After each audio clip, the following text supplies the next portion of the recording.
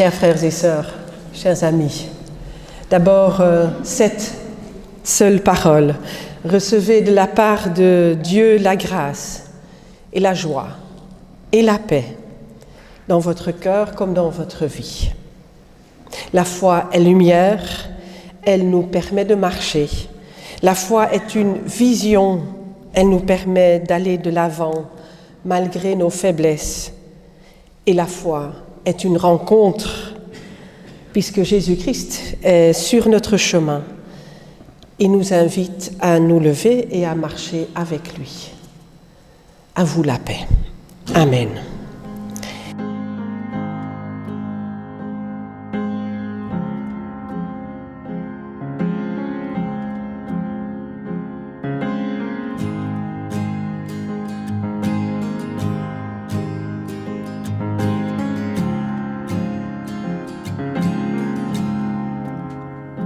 Que nos chants soient comme un signe, nos louanges, un accueil, nous sommes là pour toi. Nous sommes là pour toi.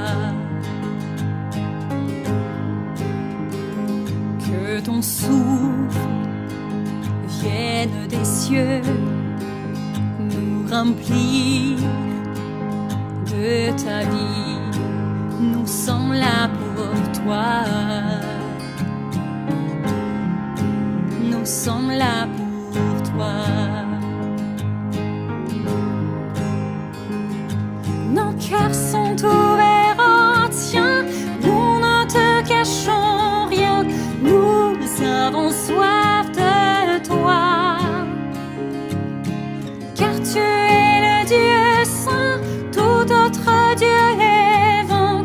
Oh, que ton feu descend.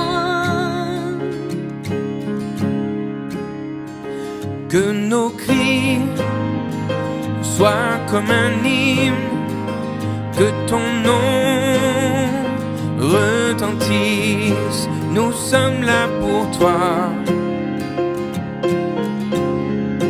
Nous sommes là pour toi. Avec force, dis un seul mot, et les morts revivront. Nous sommes là pour toi. Nous sommes là pour toi.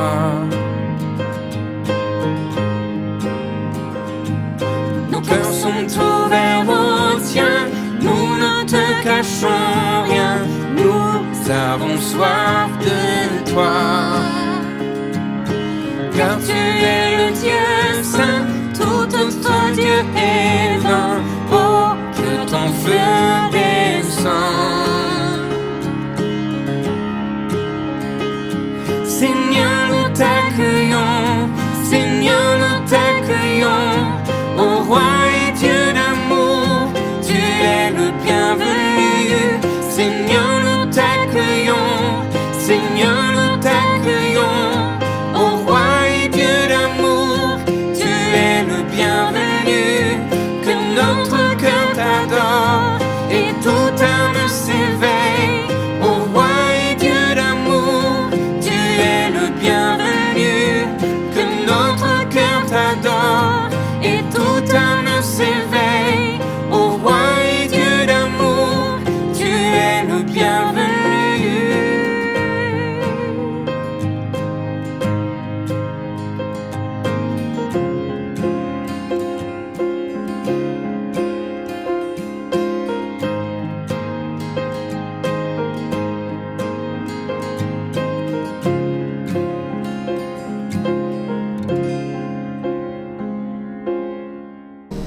Et on peut rester un instant encore debout pour un moment de louange avec ces paroles.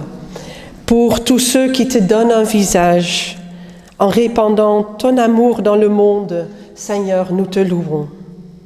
Pour tous ceux qui te donnent des mains, en luttant contre la souffrance, la faim, la pauvreté et l'isolement, Seigneur, nous te louons.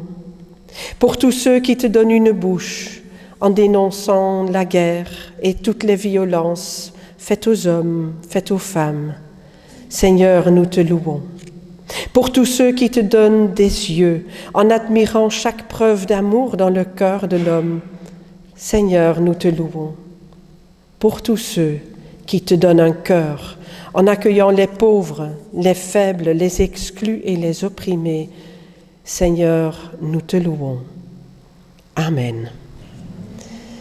Et nous voulons poursuivre avec un deuxième cantique qui va orienter notre vue, notre cœur, avec le cantique « Tournez les yeux vers le Seigneur ».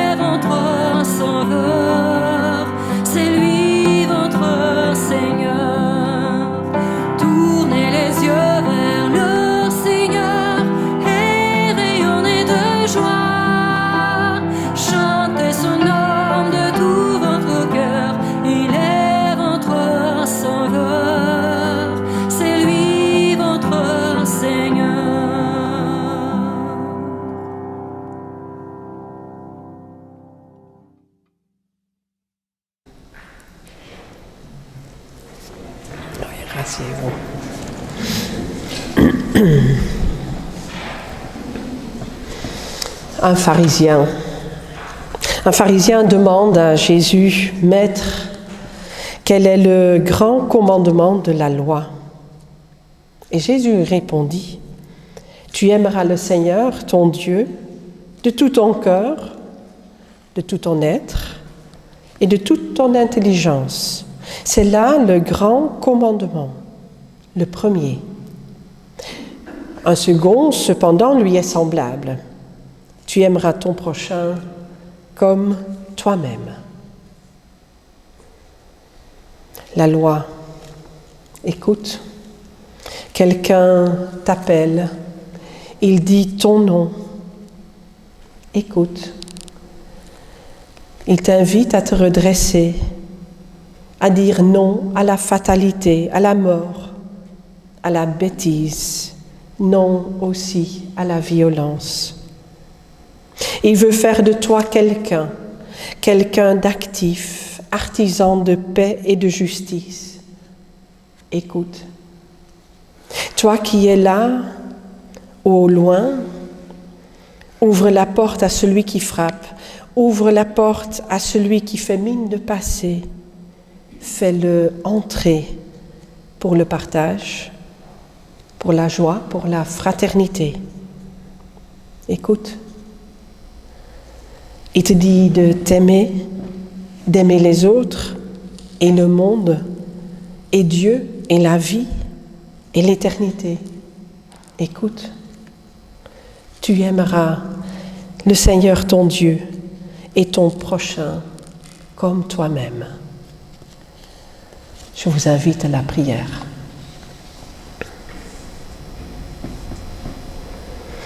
Éternel Dieu, prends pitié de nous quand tu nous trouves sourds aux cris de ceux et de celles qui pourtant font appel à notre cœur. Prends pitié de nous quand nous sommes incapables de regarder en face la détresse de ceux et celles qui nous entourent. Prends pitié de nous quand nous craignons de nous mettre en marche en dehors des sentiers battus et des voies habituelles. Et toi ne fais pas pareil, ne détourne pas ta face de nous, mais délivre-nous du mal. Au nom de Jésus, notre Sauveur et notre Maître. Amen.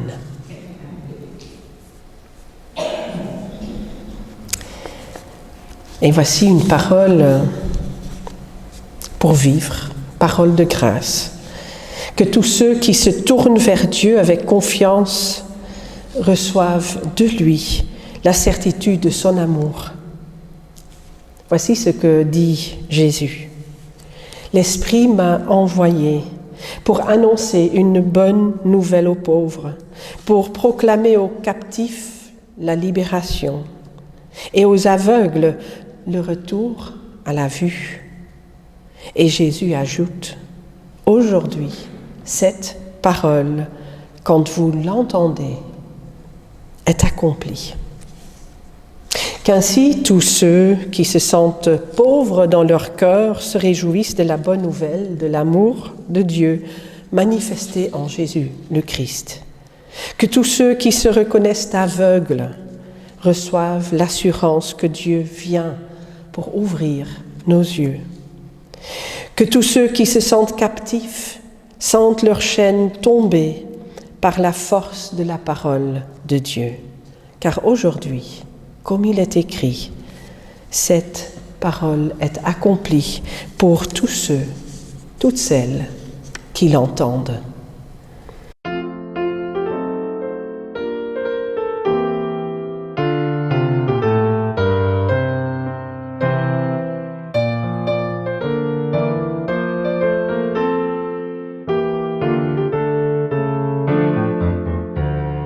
Nous avons vu les pas de notre Dieu, croiser les pas des hommes. Nous avons vu brûler comme un grand feu, pour la joie de tous les pauvres. Reviendra-t-il marcher sur nos chemins, changer nos cœurs de pierre? Reviendra-t-il semer au creux des mains l'amour et la lumière? Nous avons vu fleurir dans nos déserts les fleurs de la tendresse. Nous avons vu briller sur l'univers l'aube d'une paix nouvelle. Reviendra-t-il marcher sur nos chemins, changer nos cœurs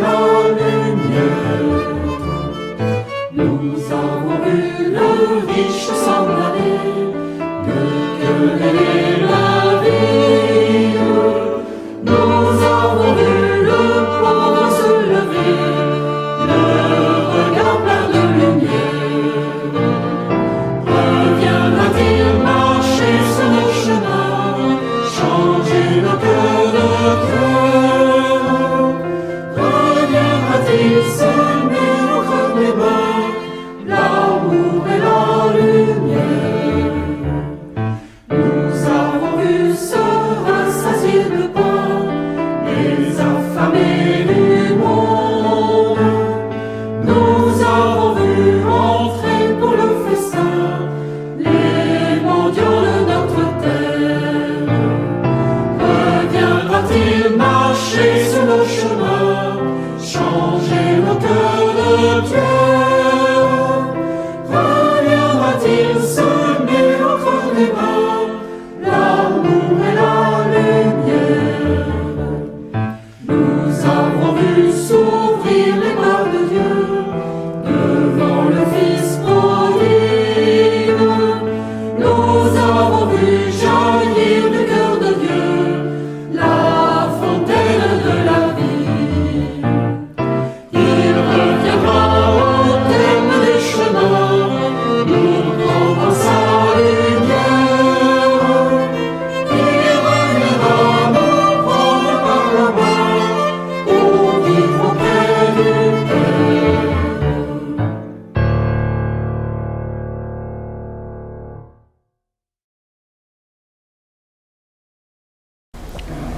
Et nous allons, comme chaque jour, comme chaque dimanche, nous mettre à l'écoute de la parole telle que nous pouvons l'entendre dans les Écritures. Et je vous invite à la prière. Éternel Dieu, parfois ta voix a du mal à percer dans nos vies et dans nos cœurs. Si nous sommes ici rassemblés, c'est pour que se rejoigne en nous et parmi nous cette parole lancée il y a des millénaires et ta présence profonde, ton dynamisme créateur qui travaille et retravaille nos vies et nos pensées et nos cœurs.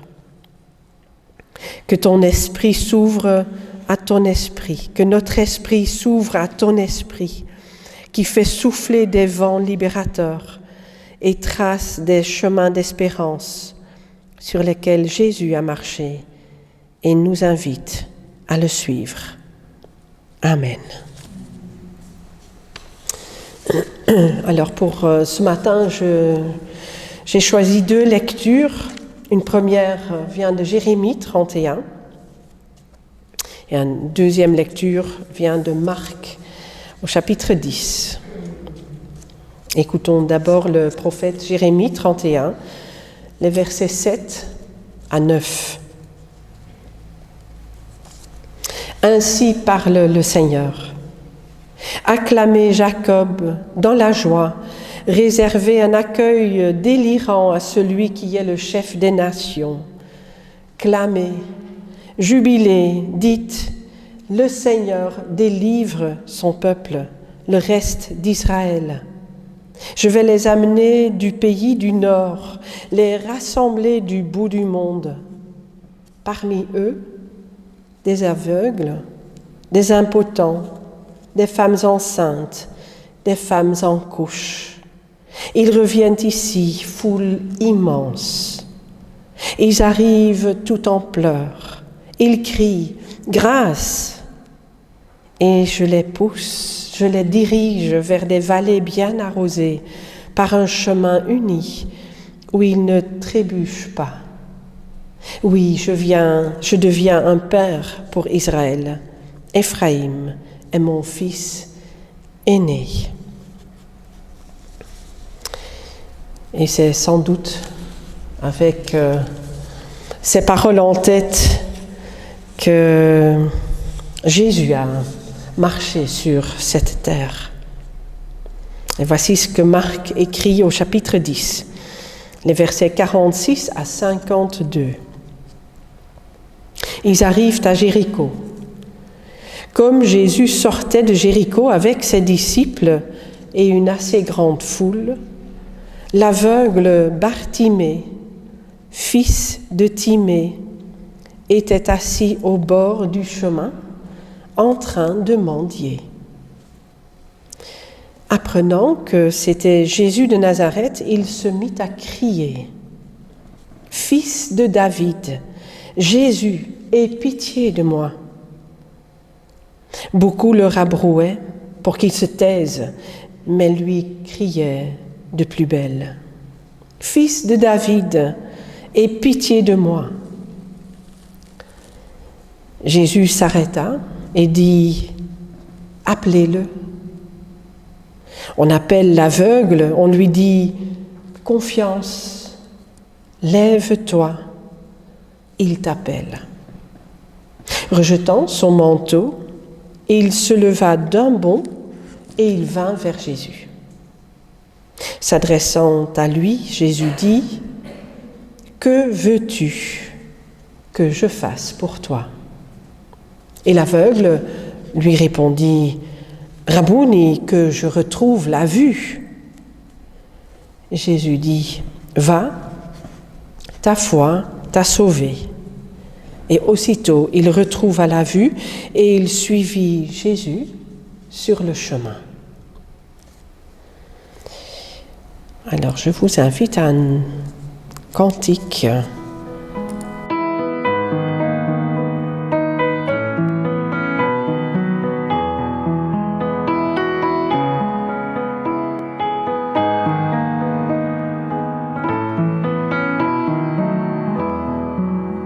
C'est vers toi que je me tourne, je veux marcher dans tes voies. J'élève mes mains pour te rencontrer, mon cœur désire te chanter, pour bénir et célébrer ton saint nom, car tu es fidèle et bon. Seigneur, oh Seigneur, je veux te donner. Seigneur, oh Seigneur, ma vie à jamais. Mes yeux contemplent ta gloire, ta vie ranime ma foi, ta paix et ta joie inondent mon cœur, toi seul fais tout mon bonheur. Je veux proclamer que tu es celui qui chaque jour nous bénit. Seigneur, oh Seigneur, je veux partager. Seigneur, oh Seigneur, ton éternité. Seigneur, oh Seigneur, je veux partager. Seigneur, oh Seigneur, ton éternité.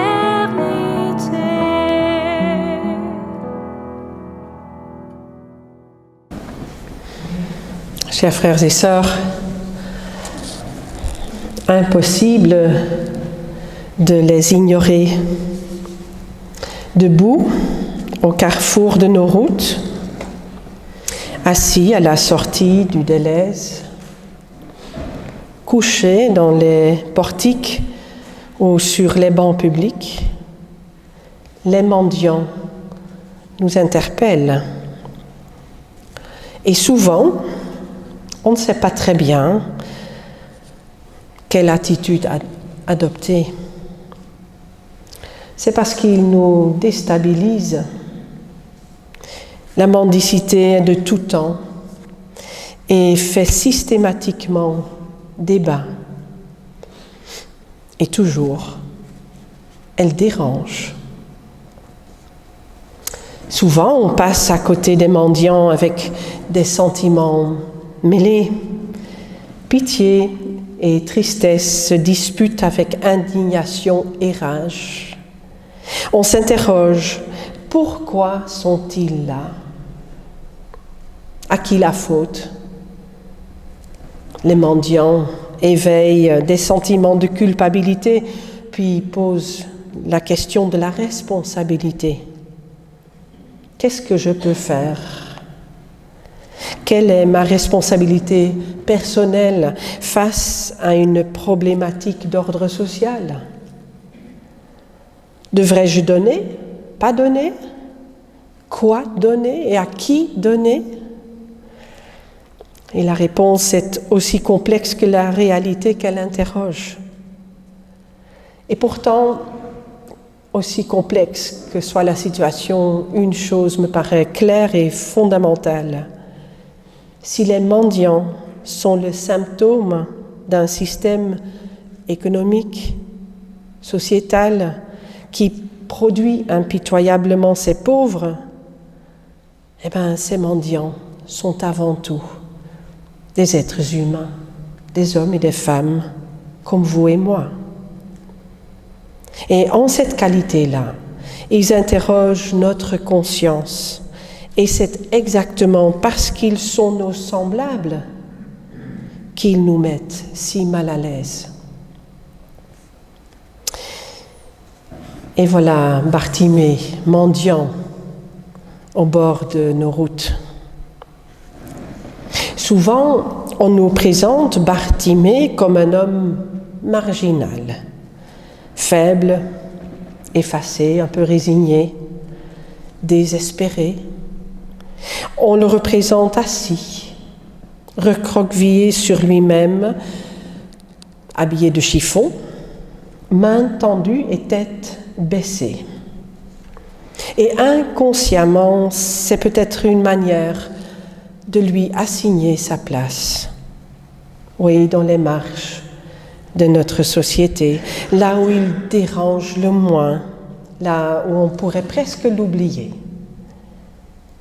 Mais c'est sans compter la force, la persévérance et l'entêtement, oui, l'obstination de cet homme.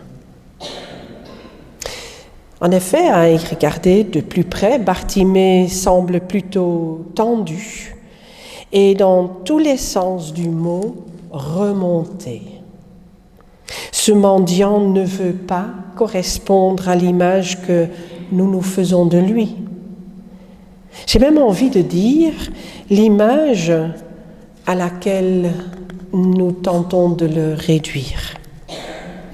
C'est que Bartimée,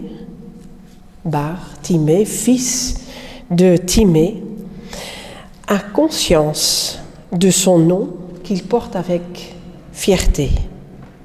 Malgré tout ce qu'on peut dire de lui, malgré tout ce qu'on pourrait éventuellement lui reprocher, il est et il reste Bartimée, fils de Timée.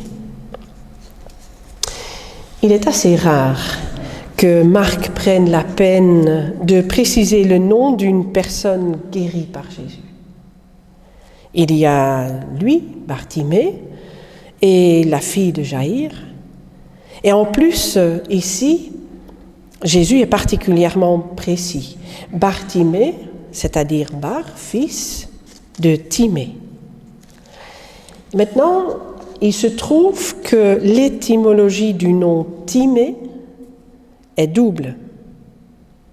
Double parce que d'abord, en araméen, Timée signifie impur. Impur et donc marginal. Si l'on s'en tient à cette compréhension, son nom convient parfaitement pour dépeindre sa situation sociale, peu enviable. Bartimée est aveugle et mendiant, assis au bord du chemin, et il est impur. En fait, tout cela est lié. On sait que les prescriptions du Lévitique précisent qu'un aveugle ne pouvait pas sacrifier au temple. Et selon un texte que l'on a trouvé à Qumran, l'aveugle est impur parce que, du fait de sa cécité, il est incapable d'éviter ce qui est souillé. Dans un contexte juif, où les domaines du pur et de l'impur sont soigneusement séparés, on peut facilement comprendre que les disciples et la foule repoussent Bartimée, fils de l'impur. Et ils ne voient pas d'un bon œil qu'un homme impur vienne souiller leur maître. Mais en grec, timé signifie autre chose. En grec, timé signifie honorer. Ce mendiant est aussi fils d'Honoré, c'est-à-dire qu'il est appelé à être lui aussi honoré et honorable. En insistant sur ce nom à étymologie double, Marc semble suggérer que l'existence de Bartimée se joue entre ces deux positions, l'une imposée et l'autre quémandée, recherchée, l'une où il est objet et l'autre où il est sujet. L'une où il vit à côté du chemin, passant aussi à côté de sa vie, et l'autre où il va être sur le chemin, participant au chemin de Jésus. Je disais donc que Bartimée est un homme remonté. Remonté parce qu'il réclame pour lui une vie honorable. Là où les disciples et la foule montrent leur incompréhension profonde de l'Évangile, l'aveugle, lui, il a reconnu en Jésus celui par qui la vie commence, sa vie commence. Et donc, il crie son nom. Fils de David, Jésus, aie pitié de moi. Et quand les foules lui disent de se taire, il crie plus fort encore. Fils de David, aie pitié de moi. Le fils d'Honoré en appelle au fils de David. Dans l'évangile de Marc, l'aveugle est le seul à prêter ce titre messianique à Jésus. Titre qui met l'accent sur la royauté de Jésus et sur le rôle du Messie comme restaurateur du droit et de la justice. Peut-on en conclure qu'au-delà de la souffrance physique, Bartimée souffre de l'injustice sociale dans laquelle la cécité l'a plongé? Je n'ose pas trancher. Et de toute façon, on l'a vu, les deux mots vont ensemble, ils sont liés, ils vont de pair. Quand Jésus lui demande d'exprimer son besoin, la réponse est univoque. Rabboni, que je retrouve la vue. On aurait donc tendance à qualifier l'histoire comme récit de guérison miraculeuse.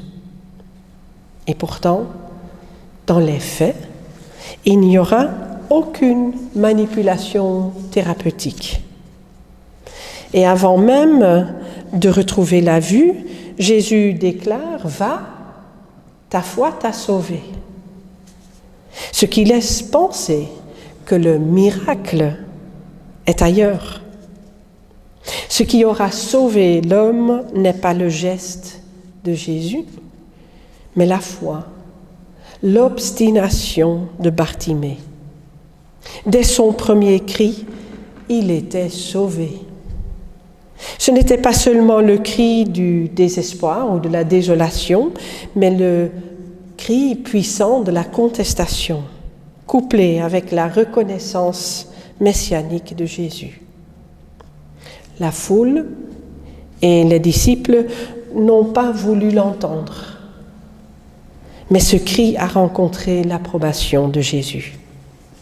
Une fois de plus, c'est un homme repoussé dans les marges qui reconnaît bien avant les disciples l'identité profonde de Jésus. Jésus et ses disciples sont en chemin vers Jérusalem, vers la ville de sa passion, vers la ville de sa résurrection. Et il y a là peut-être une bonne nouvelle qui pointe à l'horizon avec cet événement de Bartimée. Avant ces événements décisifs de Jérusalem, il y a une multitude de signes précurseurs qui y préparent et qui déjà dévoilent la signification. La guérison de Bartimée est le dernier de ces signes. La rencontre entre l'aveugle et Jésus est construite autour d'un mot-clé. Et ce mot-clé n'est autre que « lève-toi » ou, si vous voulez, « ressuscite ». Parole que les disciples ont fini par prononcer presque malgré eux et en dépassant par là l'ordre de Jésus lui-même, qui lui avait simplement demandé d'appeler Bartimée. Et eux, ils disent « lève-toi ». J'en conclus que pour Marc, l'appel irrésistible de Jésus est fondamentalement un appel à la vie. Dans ce récit, l'appel de Jésus rencontre le cri de l'homme. Et il y a là une véritable valorisation de l'homme dans tous ses états. Non seulement Jésus donne du poids à la plainte et à l'appel au secours, mais en plus, il le fait de manière à ne pas renforcer encore l'injustice. Injustice ici de la dépendance, puisque celui qui crie est entendu et encouragé dans son émancipation. S'il décide de suivre Jésus après sa guérison, c'est l'acte d'un homme libre et honorable. Et de plus, sa guérison, sa remise sur pied est également remise en relation avec les autres. Jésus passe par la foule et par les disciples pour faire éclater son évangile. Chers frères et sœurs, l'histoire de Bartimée nous dit que nous n'avons pas à nous résigner devant des injustices. Tout homme, toute femme est appelé à vivre en dignité et il a le droit, je dirais même le devoir, de s'insurger contre toute situation qui le diminue ou le réduit à une existence dans les marges. Jésus nous invite à reconnaître et à formuler de manière précise nos besoins et il y répond. Ainsi, Bartimée m'invite à changer mon regard sur les hommes et les femmes au bord du chemin. L'Église, je pense que l'Église a la tâche de s'inquiéter de ceux et celles qui vivent dans les marges, exclus ou oubliés. Comment allons-nous leur dire « Confiance, lève-toi, il t'appelle ». Et pour conclure, je dirais ceci. Il n'y a pas de chemin qui mène vers Jérusalem où Jésus ne s'arrête pour écouter celui qui crie vers lui. Il n'y a pas d'autre chemin que celui où nous invitons le plus petit à avoir confiance et à se lever. Il n'y a pas d'autre chemin que celui qui nous montre Jésus. Je dirais même, oui, notre chemin, c'est son chemin. Notre chemin, c'est lui. Amen.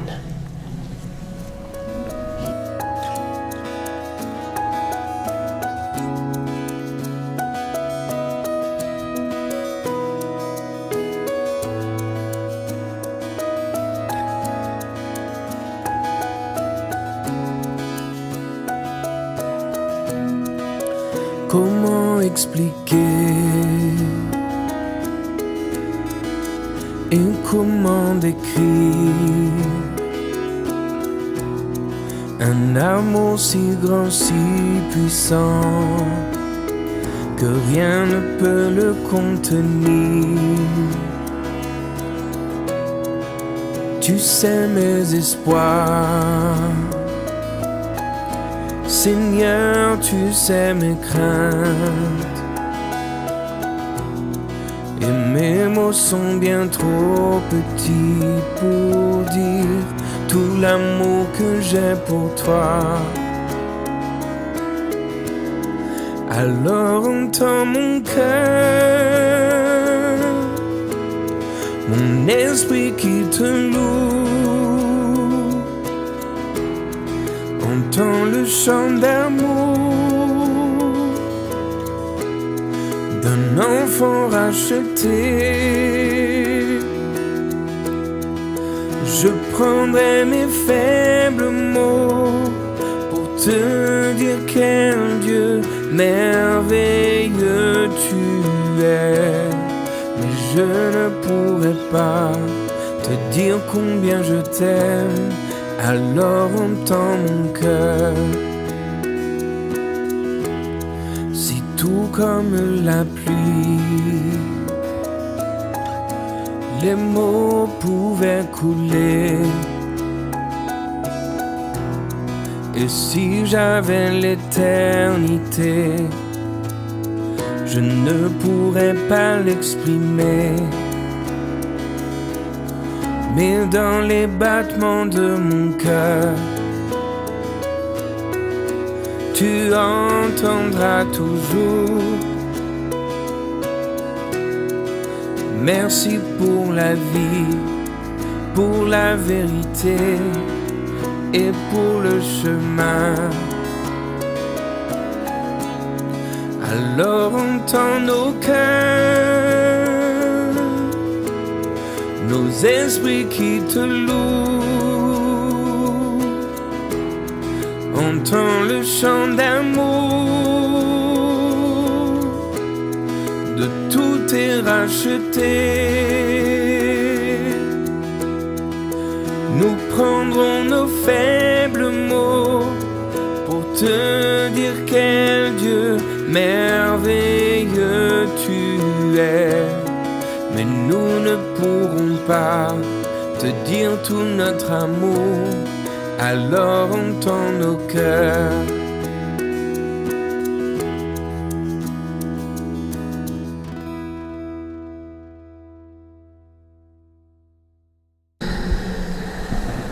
Je vous invite à la prière. Éternel Dieu, nous te disons merci pour ce jour, pour ta présence parmi nous par ta parole et en Christ Jésus. C'est lui qui nous donne la force et l'inspiration de prier pour ceux et celles qu'une infirmité écrase, pour ceux et celles que des soucis matériels empêchent de vivre en dignité. Nous te prions pour ceux et celles que la haine ou le mépris renferment sur eux-mêmes, et pour toutes les personnes réduites au silence. Permets qu'elles soient reconnues et respectées, et rends-nous toujours plus proches des malades, des affaiblis, des endeuillés, pour que ton amour ne reste pas confiné aux limites de notre existence, mais qu'il déborde, nous dépasse et nous devance. Nous te prions pour ton Église, ici à Anse, comme partout dans le monde, et pour ses membres, chacun, chacune. Et aujourd'hui, nous pensons particulièrement à Paulette. Que toute ton Église rayonne dans tout ce qu'elle est, dans tout ce qu'elle fait, afin qu'elle témoigne de l'espérance que nous découvrons dans la proximité de Jésus, celui que nous appelons le Christ. Amen. Et puisque déjà vous êtes debout, un peu ressuscité, comme Bartimée et comme toutes ces personnes que rencontre Jésus sur son chemin, nous sommes invités simplement à poursuivre ce chemin en confiance confiance parce que nous savons que le Seigneur lui-même est sur notre chemin. Le Seigneur vous bénit et vous garde. Le Seigneur fait resplendir sur vous sa lumière et il vous accorde sa grâce.